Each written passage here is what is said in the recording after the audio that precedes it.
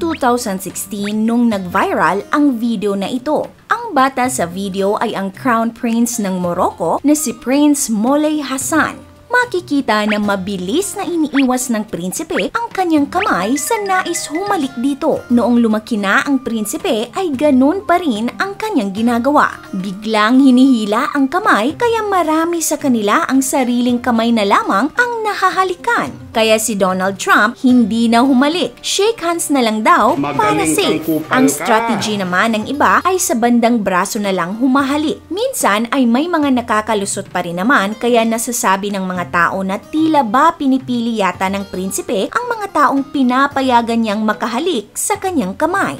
Marami ang nagulat sa inasal ng prinsipe. May mga nagsasabi na siya ay mayabang, spoiled brat at batang diktador. Pero ano kaya ang dahilan bakit ayaw magpahalik sa kamay ng prinsipe? Nandidiri ba siya o meron pang mas malalim na dahilan kung bakit niya ito ginagawa? Sa bansang Morocco ay matatagpuan ang prinsipe na sa halik ay tila allergic. Siya si Prince Moulay Hassan bin Mohammed, ang panganay na anak nila King Mohammed VI at Princess Lala Salma. Ipinanganak siya noong May 8, 2003. Ang Morocco o kilala sa opisyal na pangalang Kingdom of Morocco ay pinamumunuan ng Alawi Dynasty simula pa noong ika-17 na siglo at ang kasalukuyang namumuno na si King Mohammed VI ay nagmula sa dinastiyang ito.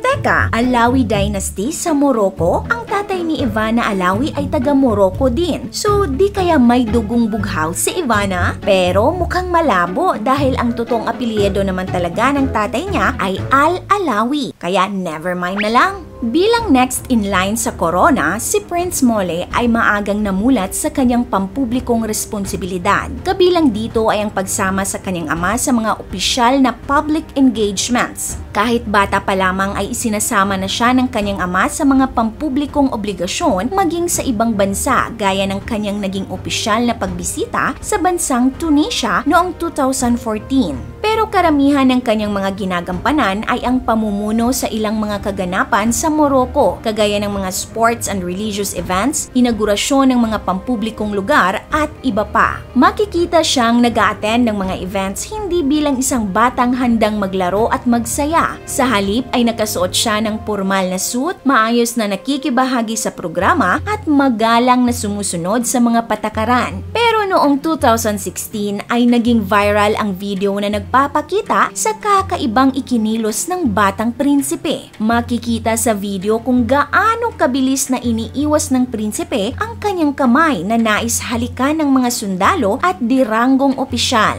Makikitang ang bawat magtangkang humalik sa kanyang kamay ay tila humahalik na lamang sa hangin o di kaya'y sa sarili nilang kamay. At ang ugaling ito ng prinsipe ay napansin na noong 9 na taong gulang pa lamang siya. Ayon sa mga ulat, noong 2012 nang dumalo siya sa inaugurasyon ng Rabat Zoo, kapansin-pansin sa video na bagamat may ilang nakahalik sa kanyang kamay ay sinusubukan niya pa ring iiwas ito.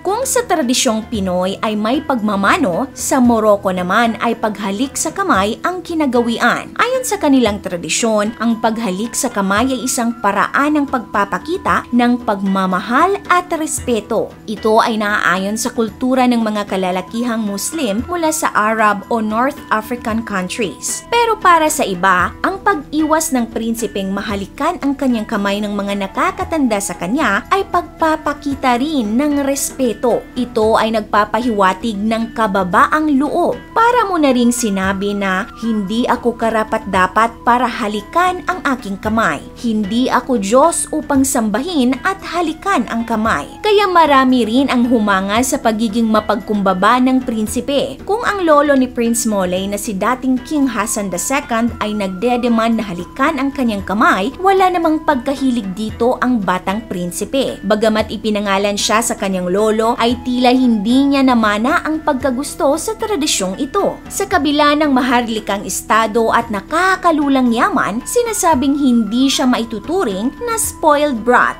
kahanga-hanga rin ang pagiging mulat ng prinsipe sa mga global issues. Noong 2017, siya ang naging pinakabatang delegado sa One Planet Summit sa France. Pinuri ang kanyang pagdalo na hudyat daw ng pakikibahagi ng kabataan sa responsibilidad na ipagtanggol ang kinabukasan ng ating mundo. Aktibo rin siyang nakibahagi sa taunang summer camp na nagbibigay oportunidad sa mga kabataang Palestinian na makapunta sa Morocco. Personal niyang hinarap ang mga kabataang mula sa Jerusalem. Ngayong May 8, 2023 ay 20 years old na si Prince Moulay at patuloy pa rin ginagampanan ang mga pampublikong obligasyon at patuloy niya pa rin pinaninindigan ang hindi pagpapahalik ng kanyang kamay bilang pagbibigay respeto sa mga nakakatanda. Sa tuwing mabilis na hinihila ng prinsipe ang kanyang kamay para umiwas, ay mabilis din niyang naipapahayag ang kahalagahan ng pagrespeto sa matanda kahit pa isa kang maharlika. At ang tila nakakatawang pagpapahayag na ito ng respeto ay isa namang nakakatuwang senyales na may magandang kinabukasang maaasahan sa pamumuno ng isang mapagkumbabang prinsipeng ayaw magpahalik.